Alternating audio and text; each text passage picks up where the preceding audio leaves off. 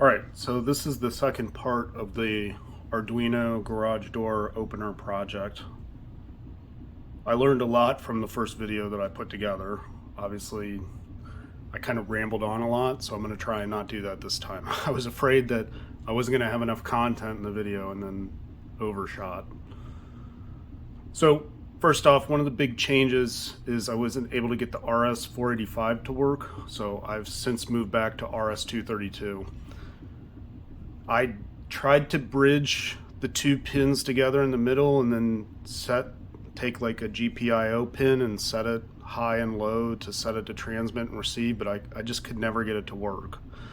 Even doing it manually, where I was just, I think it stayed at 5 volts, so I didn't add any voltage to it, but if I tried to move it to ground, I couldn't ever get it to line up. So I might try in the future to do the RS-485 interface again, but not right now. So one of the reasons why I wanted to use the RS-485 was you can communicate up to 1,200 meters, and I just wanted to play around with it.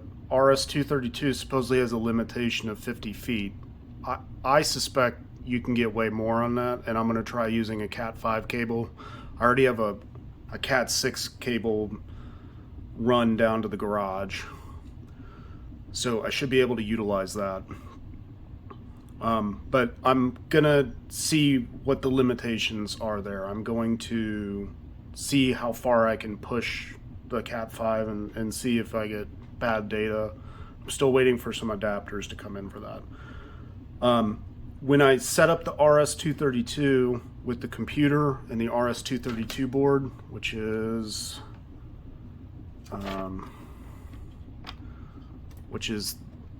that board right there, not this blue one, but let me grab my, and this time I'm not going to use a metal screwdriver. I'll use a pencil. This board, this is the board that connects to the Arduino. This is just an RS-232 cable. So obviously I'm going to need something to go in between here, and I'm going to make that in part 3. So the second I plugged in the RS-232 board to the cable, I was able to immediately interface with this. I had no issues setting up the transmit and receive pins to the transmit and receive pins on the Arduino. And this just takes 5 volts and a ground. That's the 5 volts and that's the ground. So that worked perfectly fine. And it worked right away with PicoCom, which is what I'm using. I'm sure it would work with Minicom. It worked perfectly fine with all the printf statements that I'm using in Linux. No issues there. So I don't really need to mess around with carriage return line feed anymore. It's already working perfectly fine. I don't have any carriage return line feed stuff.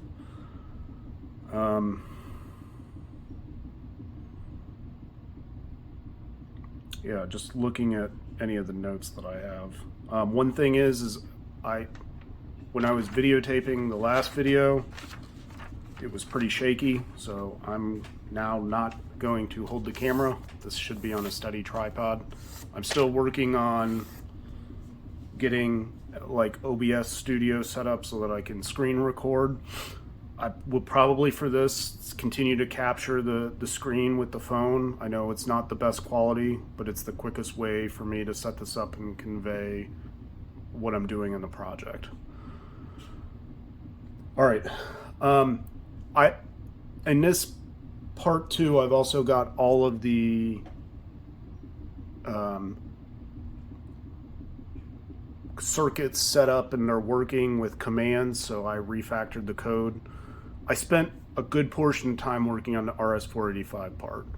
I want to say it was like 6-8 hours trying to get it to work, just trying different things, and I wasn't able to get that part successful. So let's talk about the circuits. And let me pan on over. So I have the relay. Where's my pointer? I have the relay set up, and that's this guy right here. And I have the reed switches set up. The reed switches are probably was probably one of the more challenging setups. For Raspberry Pi, you can actually set the GPIO pin to an internal pull up or pull down. Arduino, you can only set GPIO pins to an internal pull up. So I'm using a 10K resistor to work as a pull down resistor, and then the GPIO pin is in parallel with this circuit, this leg of the circuit. So this is probably the hardest part, is trying to get this reed switch working, but it's working now. I still have the LED for the blink function. Obviously the relay function, it just opens and closes the relay, and that's pretty much about it. So let's take a look at the code now. Okay, so let's go over the code. In the setup, pretty straightforward. Just set up the serial port, set it as 9600 baud. Oh, come on, focus. There we go. Set it up as 9600 baud.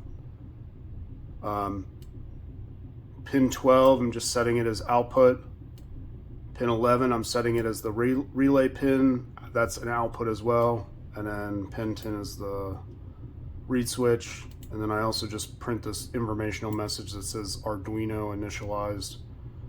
And then I've got the carriage return line feed right there. Probably could take the carriage return line feed out. For the loop, this is pretty straightforward. It's just reading strings off the loop. I'm sorry, it's reading strings off of the serial port. And it will print back the string and basically show you what you typed in. And then I just have this if-else tree, or ladder, if you will. I think they call it an if-else ladder. That basically says if you type in blink, print that you're running this blink function, and then call blink LED. If you type in relay, it says running trigger relay, and then trigger relay is the function. And then status is the one that actually reads the reed switch. And what a reed switch is a magnetic switch, and that's the term for it. So it's REED. Little confusing, I know, because you're reading a reed. But anyway, so if you type in status, it triggers reed switch. And then if you type in anything else, it says serial input unknown, and then it goes back into a ready state. I might change this to OK. That seems to be kind of what you use with serial ports. I'm just looking at some older computers. They kind of use OK. That's like analogous to the $ in the Linux command prompt. It just says, hey, I'm ready to receive commands, but I might leave it as ready as well. For my functions, I have this hello world function. It's not being called. For blink LED, it's just a for loop that iterates 5 times. Loops 5 times, and then it's done. So it basically just puts pin 12 on high, waits 1 second, then puts pin 12 on low. So this basically turns on the LED and then turns off the LED. Trigger relay, same concept as blink LED, but you don't want to loop. This is basically like going to be pushing the button on the back of the garage door opener. So we just want to, it's no different than like you pressing the button to open the garage door. And typically you would do that for about a second. So I tuned this to 750 milliseconds. I felt like 1 second was too long, but I'm kind of being a little pedantic there. Reed switch is a little different. Reed switch, I need to finalize this function, but basically it prints high if it's a 1, and then a low if it's not a 1. So it will be, I gotta remember this, it'll be a 1 if it's closed, if the reed switch is together, and it'll be a 0 if the reed switch is open. So low will mean that the garage door is actually open because the reed switches won't be touching each other. High means the garage door will be closed because the reed switch will have the magnetic piece next to it, and it'll say, okay, I can send the information through. I'm sorry, it'll say, hey, I have this voltage coming through. So with that being said, let's talk about the circuitry a little bit. Or let's do a demonstration of how the circuits work. Okay, the first function I want to show is the blink function. So I'm turning the Arduino on right now. And I'm going to type in blink. Oops. And you can see it just blinks the LED back and forth. The next one that I want to show is the relay. So let me turn this guy and show you. This relay is pretty cool. It's got a diode to protect the Arduino, and it also has a LED to show when it's engaged. Oops. So if I type in relay, you can see that it connects quickly, disconnects. On the relay side, let me talk about this real quick. Where's my pointer? Right here. So this is a little bit hard to see, but there's a ON and an NC on either side right here. ON and NC. So one of these is common. One of these is normally on and normally closed. So the way, and the reed switch kind of works the same way as well. So if a circuit is meant to be normally open, when you click the relay, it'll close the relay and move for 750 milliseconds, it'll move this circuit to not normally closed. It'll move it to closed and then move it back to normally open. You can also do the opposite. So if the circuit's supposed to be normally closed, like you have something running over here like a light, and you want the relay to turn off the light, then you would use the normally closed and the relay would work. And then when the relay actuates, it's actually going to open the circuit and turn off the light. And that same normally closed, normally open is used on the reed switch as well. It's a little bit harder to see, but you can see, there we go. Common is basically just like the ground, normally closed and normally open. So for the relay, what I want is normally open to be the case, because we only close the circuit when we press the button for the garage door. For the reed switch, we want it normally closed, because the way that I'm using this is, you can see how the two arrows line up. This is a closed circuit for the reed switch. As the garage door opens, which would be this piece, this is the magnetic piece, this is where the actual switch is. As the garage door opens, this switch will move away. Now, this switch is open. So, normally closed, open. And you can set this up where it's normally open as well. You just unscrew this side, and move it over here. And I could set the garage door up that way as well, right? I would just move this lead over to here, and then I would, in the constant state when the garage door is closed, these would be apart, if you will. And then I would mount this up top near like the garage door head unit. And then as the door, opens up, it comes in contact there. So if I moved it from normally closed to normally open, and the garage door goes and opens, well, now the circuit's closed, and I know, okay, it's supposed to be normally open. If the door's closed, now the door's open, now the circuit's closed. It's a little confusing. You have to think through that and just make sure you're being detailed when you're testing that, because you could set up the circuit incorrectly and troubleshoot it over here on the Arduino side, not really realizing that you just don't have these plugged in correctly. So you have to take some care when you're working through troubleshooting that. All right, so let's, this one's gonna be hard for the reed switch because I have to capture the screen, but I guess basically there's really no lights or anything that shows you when the switch is open. So what I'll do is I will capture the screen, but basically, like I was saying, when these two arrows line up like this, then we get the high value because 5 volts is flowing through here. When I move it here, we get a 0 because it's now open, and you get a 0 value. Basically, the Arduino sees a 0. So let me show you that. I'm not going to show you as I move these pieces away. You'll just have to take it for face value that I'm moving them when I'm testing those. Okay, the font is a little hard to read, but I'm going to do this anyway. So if I type in status like that, oops, oh, it's with a capital S. You can see that it's high.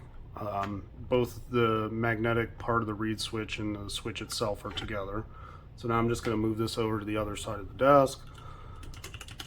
I'm going to type in status, and it made a liar out of me.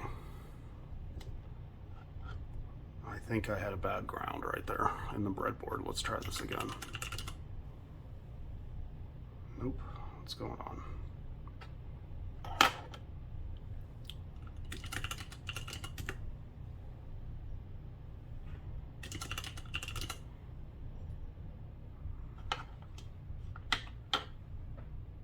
Oh, I know why.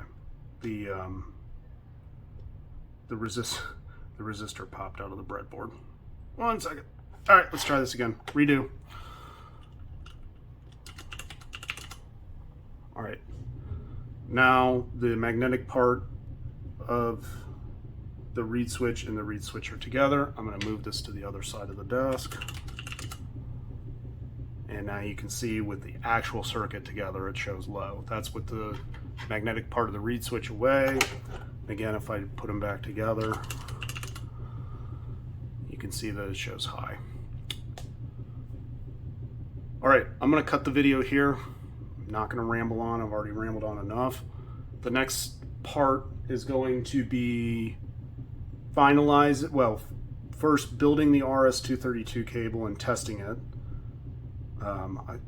I said I wasn't going to ramble, but there's a couple other things I want to bring up in this second part. One thing that I read online was the reed switch can have electrical magnetic interference with a long cable run. This is going to be a really long cable run from where I think I want to position the Arduino all the way out to the garage door. I've already tested with a long piece of cable and didn't have any issues getting the lower high state. So that's good. I'm obviously going to test it when I set it up again. I'm also going to test the RS-232 cable. I suspect I'm going to be able to get way more than 50 feet using a Cat 5, Cat 6 cable, twisted pair. I'm just going to try it. So I've got RS-232 ends coming, and we'll see where that ends up. The next part of the video is going to be probably looking at the case and starting to build this rat's nest of a circuit into something that's more productionalized. I don't know right now if I'm going to buy a circuit board that's like a hobby board with a bunch of holes drilled into it and I'm going to solder everything in there. I'm kind of feeling like I'm going to go that way, but I don't know right now. I did buy some standoffs to mount the circuit board to the case, so I'm going to be looking into that as well. So I'm going to cut the video here. Thanks. Bye.